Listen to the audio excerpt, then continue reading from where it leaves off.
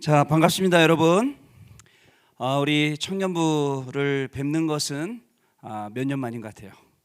자주 좀 불러주시지.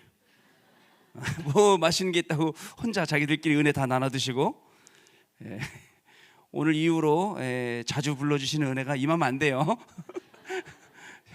안 됩니다. 또 다른 분들도 많이 모셔서 말씀을 많이 들으시면 좋겠어요. 우리 손은찬 목사님께서 그 선교 대회를 앞두고 한 좀 특별하게 아마 관계되신 우리 목사님들 모셔다가 우리 청년들에게 선교에 대한 마인드를 좀 심어주려고 특별히 좀 하나님하고 같이 계획을 나누신 것 같아요. 제가 그리고 왜 또 내가 첫 번째지 싶은데 분명히 또 하나님이 저를 첫 번째 세워주셔야 될 이유가 있지 않을까 생각이 됩니다. 여러분들 보니까 조금 든든합니다. 왜냐면 이렇게 뒤에 든든하게 진을 치고 있는 걸 보니까 든든한데 무슨 생각이 드냐면 아니 그대들하고 저의 거리가 이렇게 먼가? 아니 우리 저기 그 손은찬 목사님 서실 때도 여러분 이렇게 멀리 앉으신지 모르겠어요. 될 수 있으면 평소 때는 멀리 해도 돼 목사님하고. 근데 메시지 들을 때는 가깝게 앞으로 나와서 적어도 이렇게 아이 컨택이 잘 되는 위치에 딱 자리를 잡고 말씀을 드려야 되지 않겠느냐 싶습니다. 왜냐면요 계시록 성경 3장 15절 16절에 라오디게아 교회에다가 하시는 말씀이 있어요. 뭐라고 말씀하시냐면 너희들이 차든지 덥든지 확실하게 해야지. 그 다음 절 말씀에 그렇게 미지근하게 하려면 내가 내 입에서 너희들을 토하여 내리라 그랬거든요. 여러분들 그냥 모든 교회 일에 그냥 어부정하게 걸쳐 있지 말고 이게 확실한 하나님의 계획이다 싶으면 우리 청년의 때 가진 모든 것을 다 가지고 들어가서 올인해야 되지 않겠습니까? 그냥 다들 구경꾼처럼 그냥 할까 말까 한 발씩 담그고 있어. 자, 그런 청년부가 아니라 여러분들 앞으로 진짜 우리 임마누엘 서울교회와 우리의 미래를 확실하게 책임지시는 그런 우리 청년부로 계속 성장해 나가시기를 주님의 이름으로 축복합니다. 자, 제가 길게 하면 여러분들 인상에 저분은 다시 모시면 안 돼, 너무 길어. 자, 그래서 짧게 지극히 작은 선교사, 에베소서 3장 17절 7절 9절 말씀입니다. 자, 먼저 선교에 대해서 얘기하려면 여러분들하고 저하고 한 몇 시간 이상 제가 말을 할 수 있을 것 같아요. 그런데 또 그렇게 얘기하는 자리는 아닌 것 같고, 그럼 어떻게 하면 좀 굉장히 좀 짧고도 그다음에 확실한 이야기들을 좀 나눌 수 있을까 좀 생각을 좀 하고 기도하는 시간들을 좀 가져봤습니다. 먼저 여러분 간단하게 말씀을 드릴게요. 선교는요 다른 말로 하면 전도예요. 어떤 전도냐? 해외 나가서 하는 전도. 해외에서 나가서 하는 전도를 선교라고 합니다. 자, 그 다음에 선교는 간단하죠. 여러분들이 직접 가는 선교가 있어요. 그리고 여러분들이 못 가는 곳에 보내는 선교가 있어요. 이 둘 중에 하나는 우리가 해야 되겠죠. 자, 그 다음에 여러분 더 중요한 게 있어요. 이런 선교와 가든 보내든 이걸 할 수 있는 더 큰 선교가 있는데 그게 뭐냐면 선교 운동이에요. 선교 운동. 사실은 선교 운동이 일어나지 않고 매번 그냥 반짝했다가 없어졌다가 했다가 없어졌다 하는 것은 그냥 하다가 마는 것 그대로예요. 그런데 선교 운동이 지속적으로 일어나면 어떻게 될까요? 계속 하게 되죠. 이 기도 제목을 여러분 가져야 돼요. 제가 본부 사역 그만두고 그다음에 교회에 들어와서 이제 열심히 사역을 하고 있어요. 하고 있는데 이 선교의 끈을 또 놓을 수는 없으니까 하나님께서 그 페루라는 나라를 또 붙여주셔서 거기에 심부름을 하게 되었어요. 뭐 복잡한 거 많더라고요. 복잡한 거 많습니다. 많은데 우리 우리 그 한 목사님이 계신데 정글에 있어요. 정글에 계시는데 이분이 어느 정도냐면 한국에 오시면 그냥 우리 담임 목사님 방 열고 딱 들어가서 목사님 돈 내나? 돈 없어 하시는 분이에요. 그런 분이에요. 근데 아무도 그거에 대해서 이 사람이 이상하구나 우리가 그렇게 생각을 했었는데 작년에 목사님 모시고 페루 갔다 온 다음부터 이해가 됐어요. 저럴 수밖에 없는 게 이번에 계절이 바뀌면서 밀림에 이제 많은 변화가 생기는데요.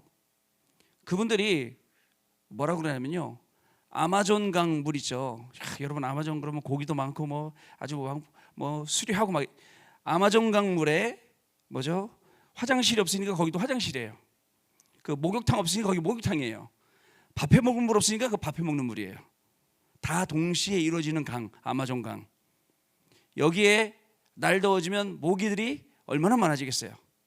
그래서 모기가 많이 있는 동네에 항상 끊임없이 말라리아하고 그다음에 모기 많은데 생기는 병이 있잖아요. 무슨 열병이에요? 그거 황열병하고 이런 병들이 굉장히 많으니까 저한테 계속 연락 오더라고요. 목사님, 우리 교회 성도도 지금 누가 죽어가고 있어요. 우리 교회 성도도 누가 죽어가고 있어요. 얘기하더라고요. 그러면서 뭐라고 그러냐면 거기는 예방주사 없대요. 그랬더니 뭐라고 말씀하시냐면 예방주사 있는데 비싸서 못 맞아요. 그 나라는 의료보험 없대요. 그랬더니 의료보험 없어서 못 맞아요. 그러더라고. 그래서 물어봤어요. 그래, 한 명 주사 맞는데 돈이 얼마나 드는데요? 6만 원가량 듭니다. 그러더라고요. 그래서 얼른 제가 계산해 봤어요. 그러면 나는 몇 명을 맞힐 수 있을까? 그 다음에 내 옆에 계시는 장로님은 몇 명 맞힐 수 있을까? 막 이런 생각을 했어요. 그러면 내가 장로님을 찾아가서 장로님 100명만 책임지세요. 600만 원. 그리고 누구 찾아가서 또 누구 몇 명만 책임져 이러면 되지 않을까 싶은 생각을 갖고 있다가 하나님이 다른 생각을 주시더라고요. 그래서 몇 명이나 맞출 수 있는데 그러시더라고요. 그래서 몇 명이나 맞출 수 있는데 제가 순간 아차 싶더라고요. 그래서 기도 제목을 바꿨어요. 하나님, 제가 100명을 맞추든 1000명을 맞추든 그게 그 문제의 해결의 근본인가요? 아니지 않습니까? 그럼 그 문제의 근본 해결은 뭘까요? 그랬더니 하나님 마음에 주신 기도 제목이 있어요. 거기에 선교병원을 세워라. 거기에 선교병원을 세우라는 거예요. 맞다. 그래서 저의 기도 제목은 그 현장에 선교병원을 세우는 게 기도 제목이에요. 가능하냐? 불가능하죠. 목사님 제가 선교병원을. 그런데 저는 다행히도 경험자예요. 무슨 경험자냐?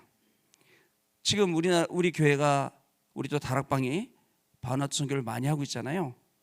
열심히 하고 있잖아요. 처음 제일 제가 시작을 했어요. 처음에 그 교회에서 오신 주일학교 선생님 만나서 이야기를 들었어요. 우리나라는 잘 사는 나라, 행복한 나라인데 근데 사람들은 일 안 하고 아이들은 공부 안 하고.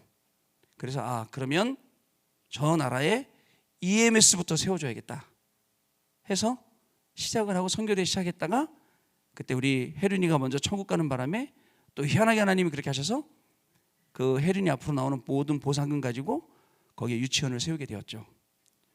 자, 이렇게 했는데 제가 한 건 없어요. 그랬더니 유 목사님 이런 말씀하시더라고요. 그게 너희들하고 무슨 상관이냐 하시더라고요. 했는데 하여튼 아무도 모르게 이렇게 했어요. 그러고 나서 그 응답이 지금도 계속 여러 가지로 오고 있는데 이번에 그 우리 선교사님 그 집회 갔다 와서 영상 보내준 거 보니까 혜륜 유치원에서 그다음에 그 옆에 소가 나우유키 그 중고등학교에서 아이들 공부하고 예배드리고 이런 것들 계속 보내줬더라고요. 저는 가능하다 생각해요. 그리고 그 가시는 페루에 계시는 우리 선교사님 와이프가 한국 분이시거든요. 그래서 그러더라고요. 여기서 영어 가르치고 있고요, 스페니시 가르치고, 왜냐하면 그 정글은 다른 말 쓰거든요. 그리고 한국말 가르치고 있어요. 한국 사람이니까 한국말은 잘 가르치겠죠. 그래서 제가 영어는 누가 가르쳐줘요? 했더니 제가 하고 있어요. 그러시더라고요. 그래서 그러면 저 현장에 분명하게 선교 병원과 선교 학교를 세워줘야겠구나. 조그맣게 시작을 해도 되고 그거 간단합니다. 바누아투라는 나라는 처음 갔는데 장로의 교단, 교회가 있는데 그 교단 교회 갔더니 옆에 병원이 쫙 준비되어 있어요. 갔더니 병원은 다 비어 있어요. 근데 거기에 뭐 치과 갔더니 치과 기구들, 의자들 다 있는데 비어 있어요. 한 달에 한 번 호주에서 의사들이 선교하러 오는 날이 있어요. 그럼 그날 한 달에 한 번 가서 그 전체에 있는 마을의 사람들이 다 진료하고 이렇게 하는 거예요. 그러니까 불가능한 건 아니죠. 그래서 우리 페루에 있는 우리 사역자들과 같이 기도 나누면서 뭐라고 얘기를 했냐면 지금부터 특히 주변에 의사 선생님들, 간호사들 이런 분들을 전도를 많이 해라. 제가 동기를 가지고 좀 얘기를 했어요. 이토록 우리 안에 선교 운동이 일어나지 않고는 맨날 반짝반짝하는 선교가 끝나요. 어떤 분이 저한테 말씀하셨어요. 최근에 뭐라고 하셨냐면요, 목사님은 어느 나라 놓고 기도하고 계십니까? 그래서 제가 순간 저는 처음부터 전 세계를 놓고 기도했는데요 라고 했는데, 요즘 계속 하나님이 주시는 기도 제목은 이제 페루다 보니까 페루를 놓고 기도하며 이렇게 준비를 하고 있는 그런 상황 속에 있어요. 여러분, 우연이라는 건 하나도 없어요. 하나님이 선교하려고 마음 먹으면 분명한 것은 하나님이 역사를 하시는데, 제가 선교를 맡고 그 다음에 본부에서요, 그리고 시작을 하는데 많은 사람들한테 물어봤어요. 넌 어디를 선교하냐? 넌 어디를 놓고 기도하겠냐? 아무도 없어요. 그냥 선교. 어떤 사람이 만났어요. 자기는 미국을 놓고 기도한대요. 왜? 그랬더니 뭐라 하세요? 미국 가고 싶어서요. 그게 선교야. 자기는 어느 나라 놓고 기도해요. 왜? 그랬더니 거기 가면 재밌잖아요 그러더라고요. 자, 이런 게 아니라 이제 본격적인 선교 운동이 일어나는데 저와 여러분이 쓰임을 받아야겠습니다.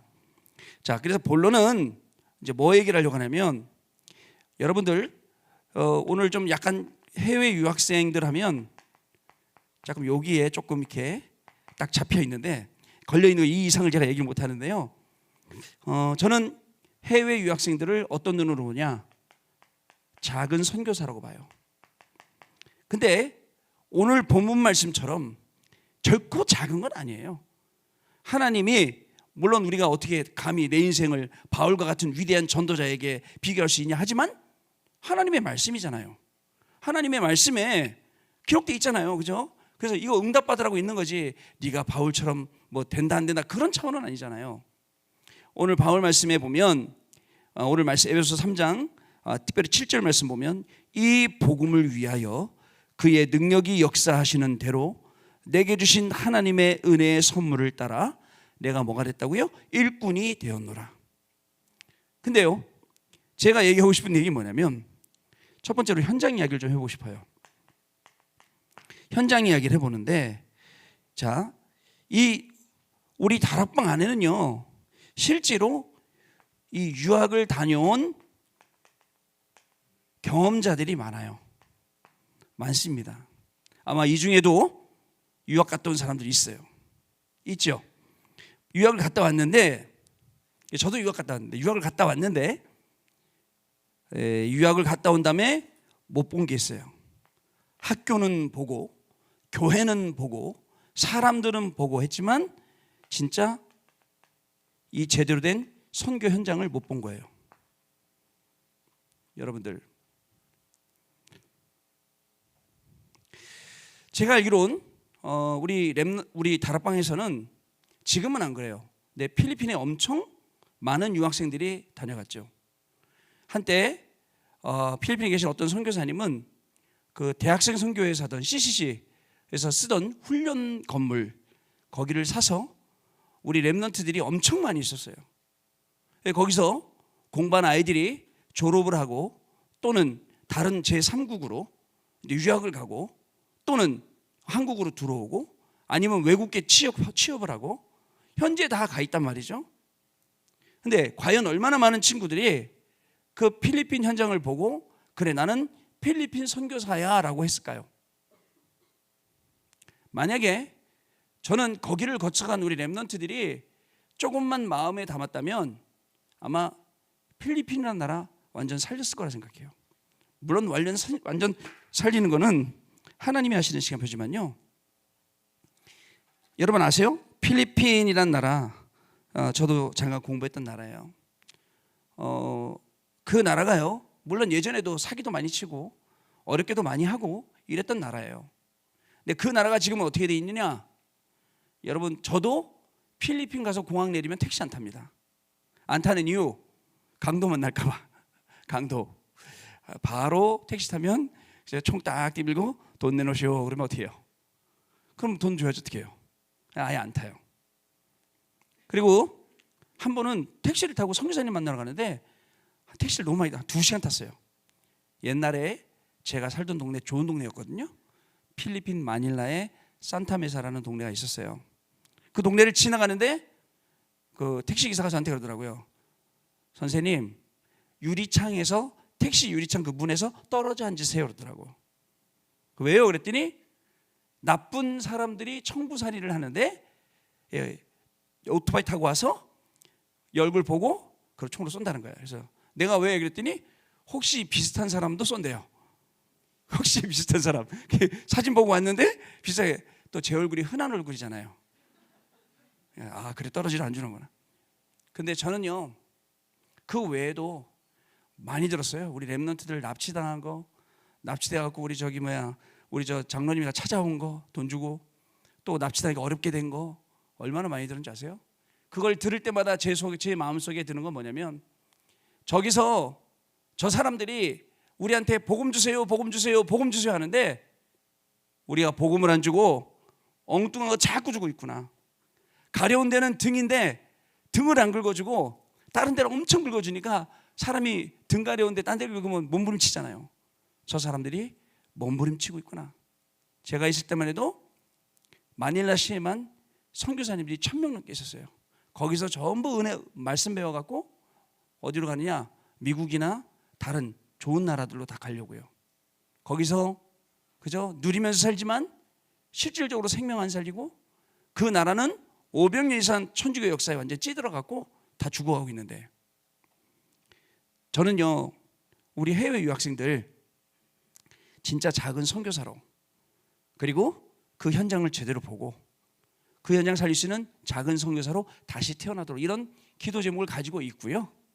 그 다음에 유학 다녀오신 여러분들, 해외에서 직접 경험해 보신 여러분들, 유학을 다녀왔든 간에 아니면 해외 현장 한번 가서 같이 캠프 해봤던 거네, 그 현장을 마음에 담고 여러분들도 그 나라 딱 마음에 담고 내 선교의 나라, 그러면 나라가 정해지죠. 그러면 그 나라마다 누가 있냐면 선교사님이 있어요. 선교사님 계시면 그 선교사님이 이렇네 저렇네 그런 어리석은 생각하지 말고, 그죠? 왜냐면요 뭐라 그랬습니까? 나는 못 가기 때문에 보내는 거예요. 가 있는 것만 해도 흑암이 꺾이고 가 있는 것만 해도 현장은 달라지거든요. 여러분 생각해 보세요. 우리 사람이 있는 거하고 없는 거하고 다 완전 다르거든요. 근데 우리는 또 생각할 수 있어요. 저분은 잘하는 사람, 저분은 못하는 사람. 여러분 선교에 잘하고 못하고 어디 있어요? 잘하고 못하고 있나요? 공부 같은 건가요? 1등 해야 되는 거? 그런 건가요? 제가 예전에 어떤 장로님이 저한테 이런 말씀하셨어요. 목사님, 선교한다면서 전부 다 미국 가서 선교하고 일본 가서 선교하고 유럽 가서 선교하고 그게 선교입니까? 우리 자기 아이들 공부시키러 간 거지? 라고 마음 아픈 소리 하셨어요. 그 말 듣는데 되게 마음 아프더라고. 그래서 저는요 그 말 듣고 아예 우리 애들은 한국에서만 커 못 가.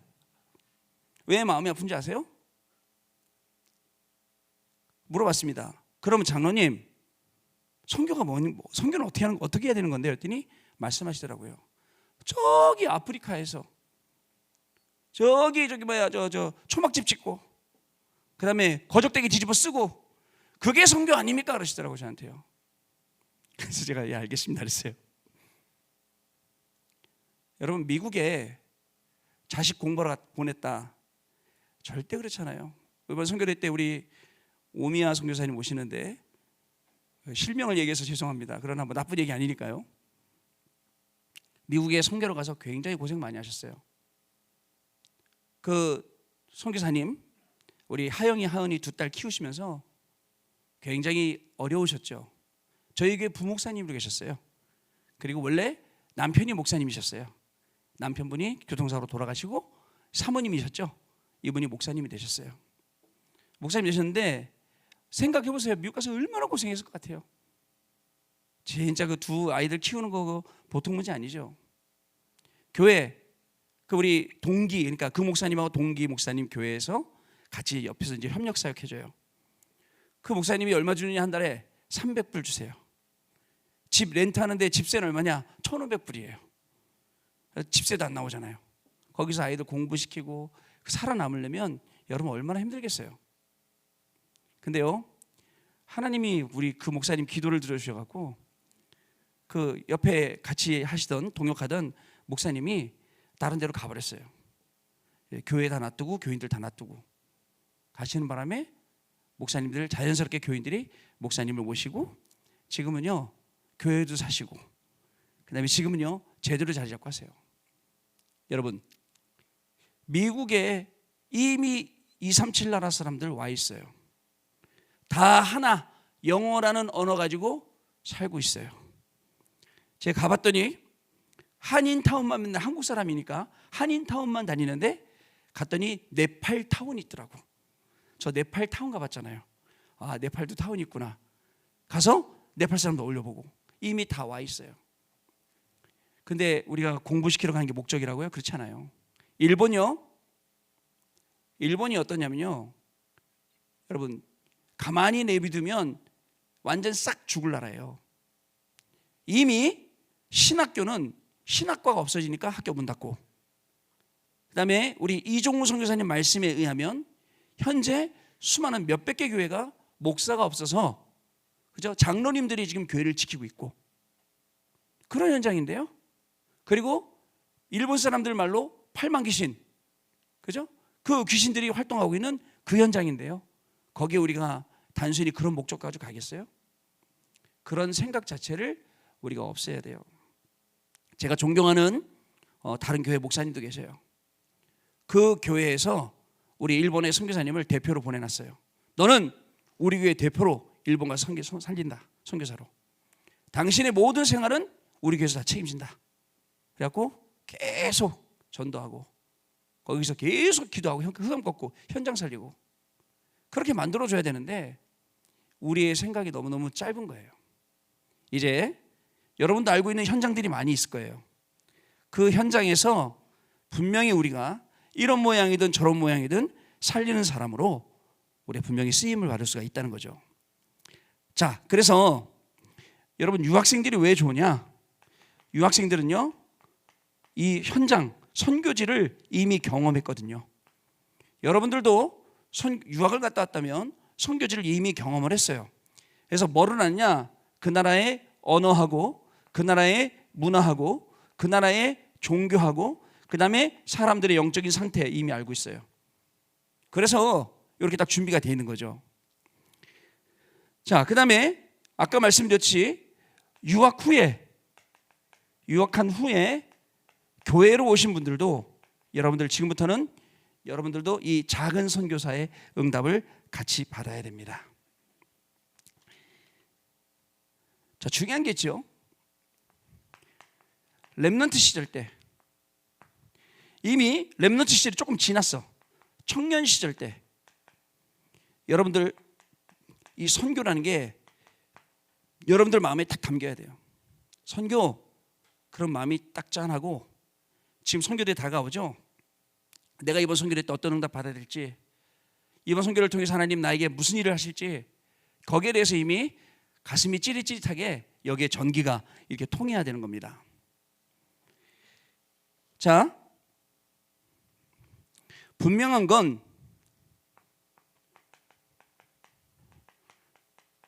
이유가 있어요. 현장에는 뭐가 없느냐? 여러분, 복음만 없어요. 다 있는데 우리 교회에서 장로님도 받고 또 전도사님 공부도 하고 했던 분이 이제 페루로 가셨죠. 그분도 밀림 사역하세요.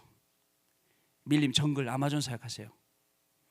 여러분, 그 아마존에 우리 선교사님들 보니까 이 차편이 없으니까 계속 걸어 들어가고 배 타고 가는데 배가 이렇게 좋은 배가 아니라 그냥 모터 하나 달린 그냥 나무 배예요.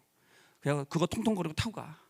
계속 타고 가고 가서 또 걸어가고 또 걸어가고 사람들 모이고 또 있죠. 지난번에 우리 담임 목사님 가셔서 집회하고 오셨는데 그 정글에 있는 사람들을 다 불러냈어. 불러내니까 그 사람들이 먹을 것 싸들고 그리고 온 거예요. 며칠을 걸려서. 근데 왜 먹을 것 싸들고 왔냐? 차비하려고. 그걸로 먹을 거 바꿔갖고 차비하려고. 그래갖고 집회 끝나고 집회를 돌아가는데 이제 집에 가야 되는데 차비가 없는 거야. 가면 먹을 게 없고. 그럼 어떻게 해야 돼요? 뭐 어떻게 해야 돼? 우리 선교사가 줘야지 그거를.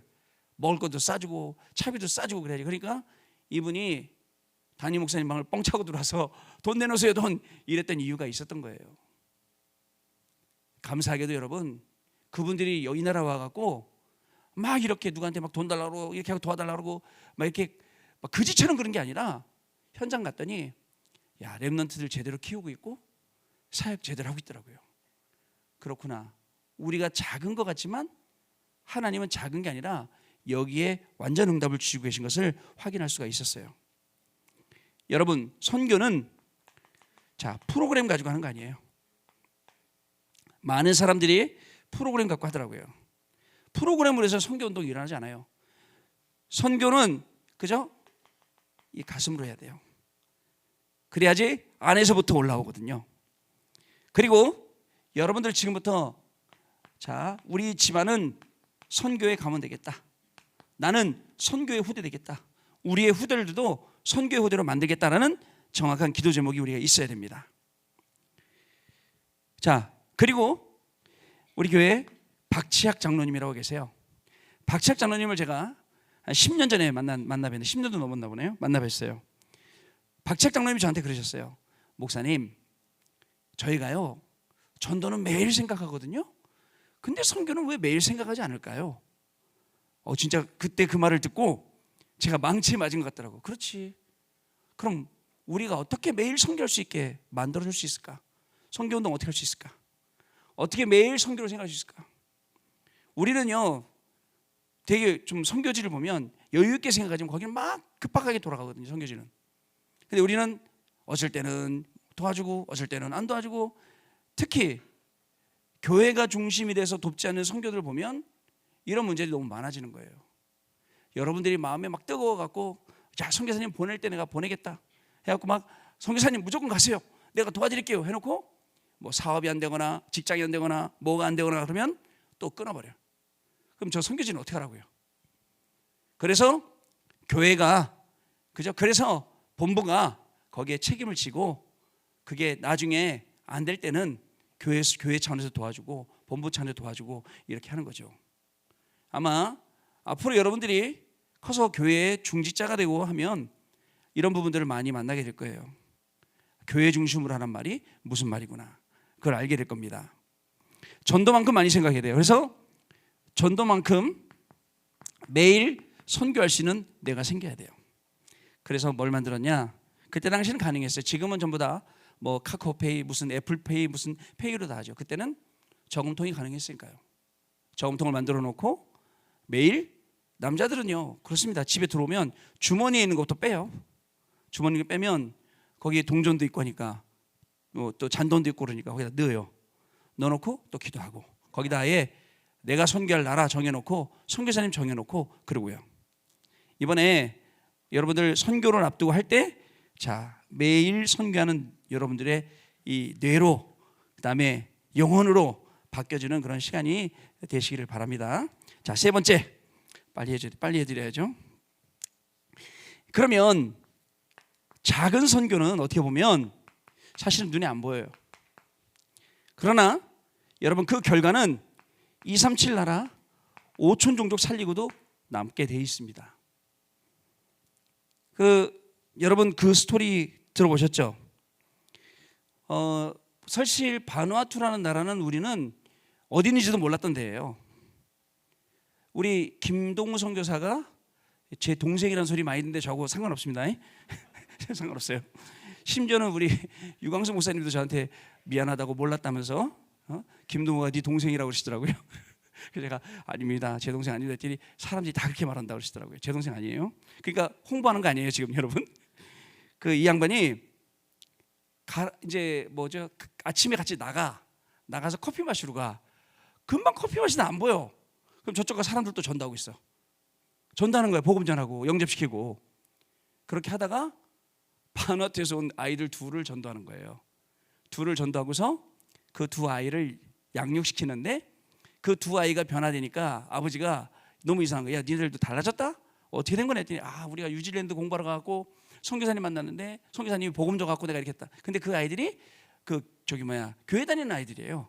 그랬더니 그 아버지가 그래 그러면 그 선교사님 한번 초청해라 해갖고 처음으로 바누아투라는 나라에 가보는 거예요. 그래서 그게 시작으로 해서 지금까지의 선교가 쫙 열린 거예요. 그거 말고도 또 다른 나라들도 지금요 보면은 그렇게 하나님의 계획 속에 열리는, 작은 것 같지만 결국은 여기 연결되는 거예요.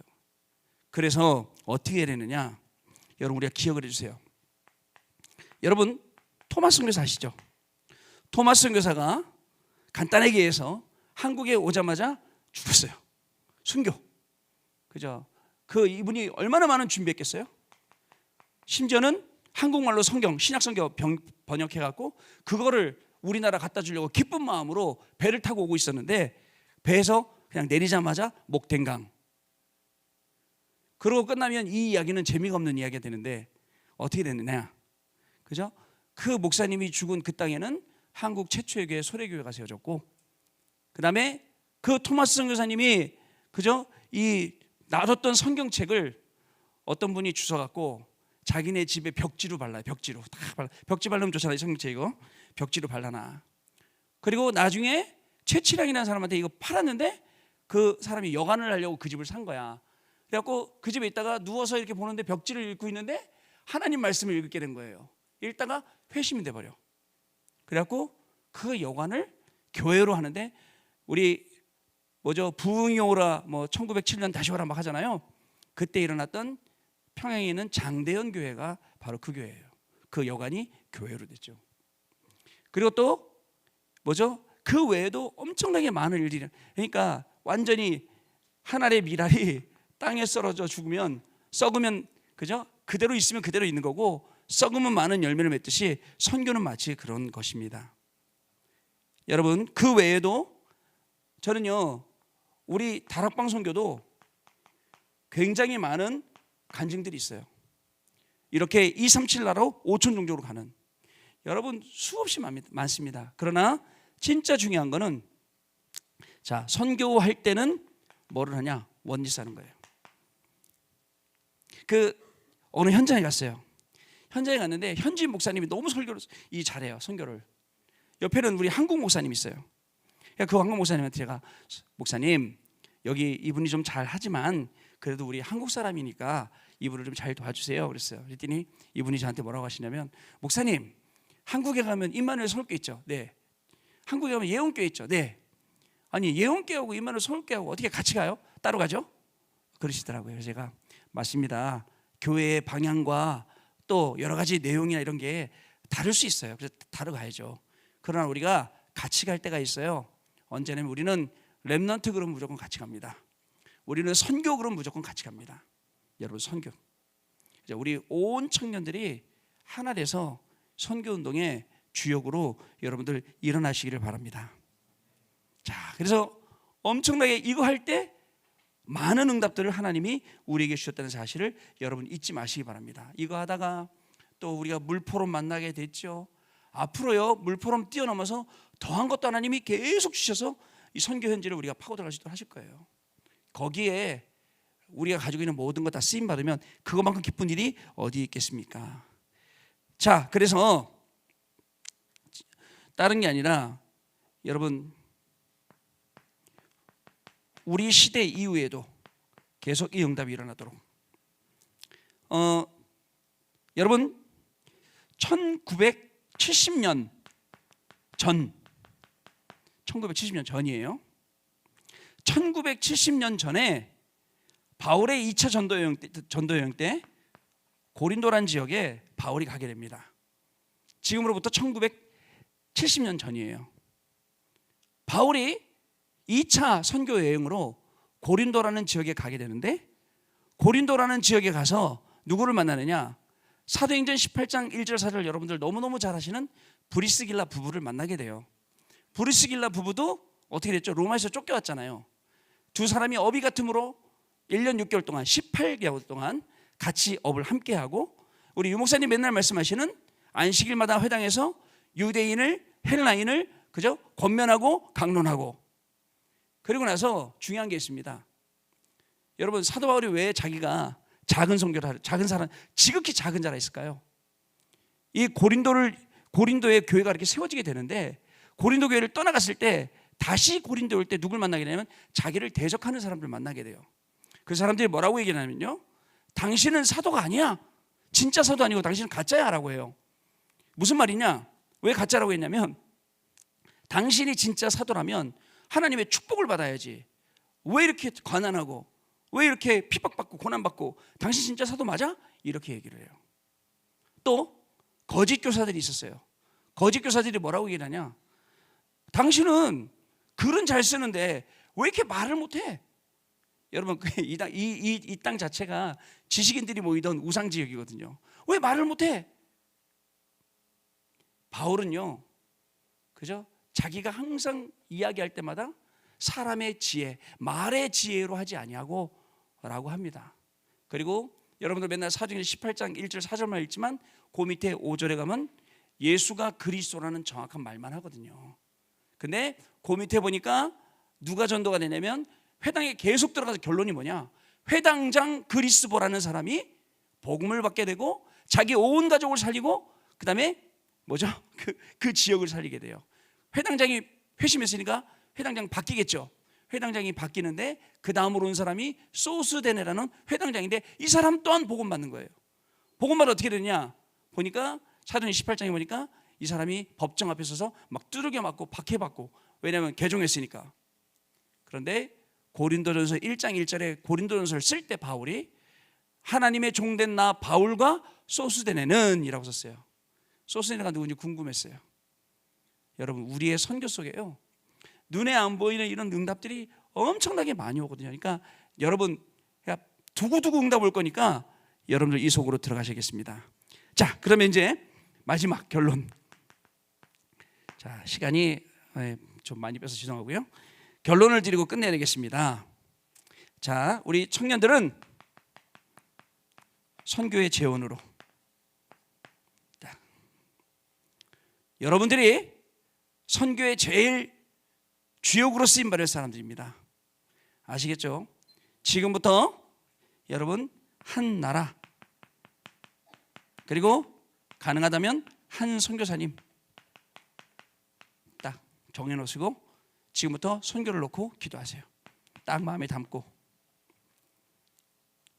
그리고 유학을 갔다 왔다. 그럼 내 유학 갔다 온 나라, 아니면 나하고 관련 있는 나라 분명히 생각을 해서 이렇게 찾아놓고 기도를 해주시면 됩니다.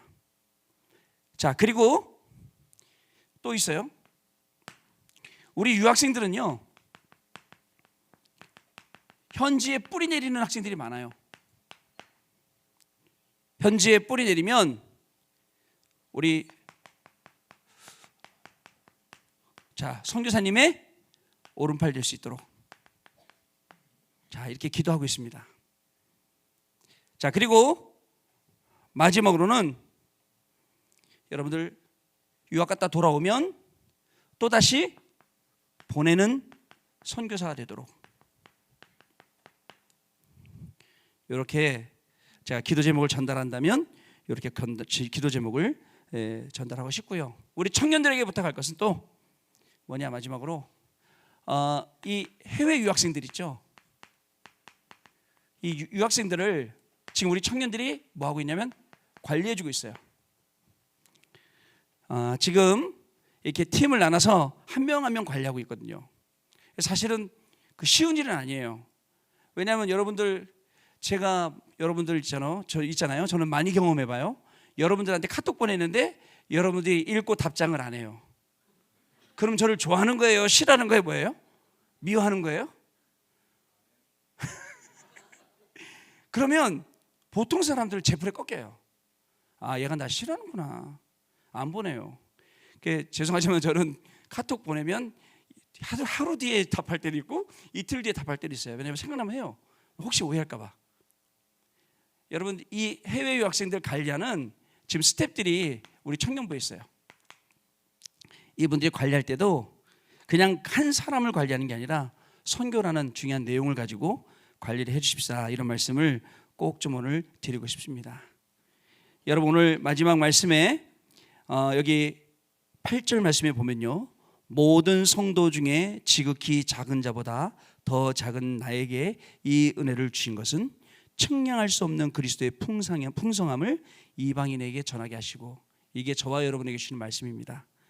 그 다음 말에 영원부터 만물을 창조하신 하나님 속에 감추어졌던 비밀의 경륜이 어떠한 것을 드러내게 하려 하심이라.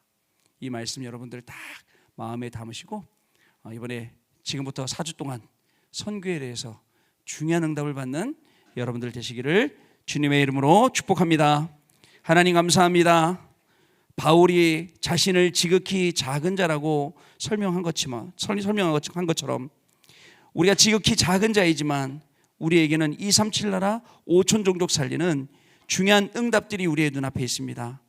우리 임마누엘 서울교회 청년부가 선교의 중요한 응답의 주역으로 설 수 있도록 하나님이 축복하시고, 교회가 지금 나아가고 있는 237 나라 살리고 셋들의 응답을 받는, 금토일 시대의 응답을 받는 이 일에 가장 귀하게 쓰임받는 우리 청년들 되도록 성령 하나님께서 역사하여 주옵소서. 특별히 우리 청년들 4주 동안 선교를 놓고 말씀 듣고 기도하는 특별 기간을 갖습니다. 정말 한 나라 한 선교사님을 마음에 품고 기도하며 그것을 시작으로 237 나라 살리시는 본격적인 선교 시스템도 만들어지게 하시고, 이 일에 우리 렘넌트들 청년들이 중요하게 응답받는 증인들로 하나님 먼저 갈 수 있도록 하나님이 축복하여 주옵소서. 우리 주 예수 그리스도 이름으로 기도드립니다. 아멘. 하나님 아버지, 복음을 사랑하는, 그것도 자기들의 목숨보다 더 사랑하는 청년들이 모였습니다. 교회를 사랑하는 청년들이 모였습니다. 237 나라 살리기 원하는 청년들이 모였습니다. 우리 청년들 정말 가슴 깊은 곳에 생명의 복음을 주셨사오니 이 생명의 복음이 237 나라로 5천 종족으로 증거되는 일에 우리 청년들을 사용하여 주옵소서. 우리 청년부를 사용하여 주옵시고, 우리 세우신 장로님과 우리 교육자들을 하나님 사용하여 주옵소서. 그래서 정말 이번 선교대에 통하여서 237 나라에 더 정확한 문들이 열리고 5천 종족으로 향한 큰 문들이 열리는 하나님이 기뻐하시는 일에 쓰임받는 귀한 청년부 될 수 있도록 하나님께서 은혜를 더하여 주옵소서. 예배에 나오며 우리의 마음에 또 예물을 준비해서 나왔습니다. 하나님, 예물을 기쁘게 받아주시고 예물이 쓰여지는 곳에 237 나라 5천 종족 살리는 중요한 증거의 예물 되게 하여 줍시고, 우리 청년들 기쁜 마음으로 하나님께 드리는, 즐거이 드리는 이 헌금을 통하여서 정말 날마다 하나님 주시는 237 나라 살릴 빛의 경제 발견하는 그러한 축복의 예물 되도록 성령께서 역사하여 주옵소서. 지금은 우리 주 예수 그리스도의 은혜와 하나님 아버지의 크신 사랑하심과 성령님의 역사하심이 오늘 선교를 마음에 품고 선교 예배를 드리고 말씀을 들으며 한 나라와 한 선교사님을 이제 품고 기도하며 살려낼 우리 귀한 청년들 위에, 또 청년들의 직업과 가정 위에, 우리 청년부 위에 지금으로부터 영원토록 항상 함께 계실지어다. 아멘.